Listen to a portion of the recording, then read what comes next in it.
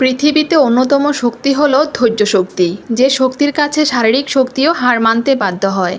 তবে এই ধৈর্য শক্তিকে দুইভাবে ব্যবহার করা হয়, ভালো ও খারাপের মধ্য দিয়ে। তবে এই ধৈর্য শক্তি নামক শক্তিকে যে যেভাবে কাজে লাগিয়ে নিতে পারে। হ্যালো এভরিওয়ান, আসসালামু আলাইকুম। কেমন আছেন সবাই? আরেকটি নতুন ভিডিওতে আবারও ওয়েলকাম করছি। এই কথাগুলো কেন বললাম, যেই কাজগুলো আগে করতে পারতাম না সেই কাজগুলো ধৈর্য সহকারে মনোবল নিয়ে আমি করে ফেলি। এখন কারোর জন্য বসে থাকি না, কিংবা আশাও করি না। আশা করলে দেখা যায় দিন শেষে মন খারাপ নিয়ে সারাদিন বসে থাকতে হয়। আজকের বিছানায় নতুন বিছানার চাদর পারবো, তাই বালিশগুলো আর তোষকটা রোদে ভালো করে শুকিয়ে নিলাম। তারপর নতুন বিছানার চাদরটা পারলে ভালো লাগবে।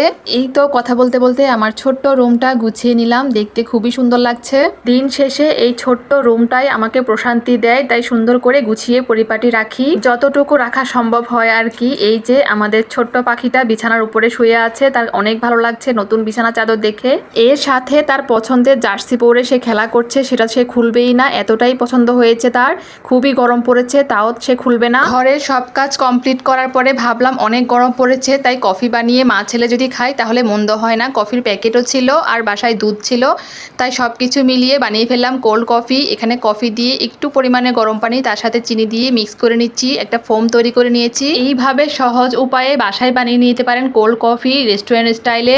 এরপর দুটো গ্লাস নিয়েছি, তার মধ্যে কফির যে ক্রিমটা তৈরি করে নিয়েছি সেটা অল্প পরিমাণে দিয়ে নিয়েছি। এরপর জাল করা দুধ আমি ফ্রিজে রেখে দিয়েছিলাম বোতলে ভরে, সেটাই ঢেলে দিচ্ছি গ্লাসে। এরপর কফির বাকি ক্রিমটা গ্লাসের উপরে সুন্দর করে দিয়ে দিব, যেন একটা ফোমি ফোমি ক্রিম হয়। কফিতে আমি এক্সট্রা কোনো বরফ দেইনি, দুধটা আমি ঠান্ডা করে ফ্রিজে রেখে দিয়েছিলাম, তাই এইভাবে খেলে অনেক মজা হয়। বরফ দিলে কফিটা একদম পাতলা পাতলা হয়, খেতে ভালো লাগে না। এই তো অল্প কয়েকটা উপকরণ দিয়ে বানিয়ে ফেললাম রেস্টুরেন্ট স্টাইলে কোল্ড কফি। আর একটু টেস্ট বাড়ানোর জন্য চাইলে আইসক্রিম দিতে পারেন।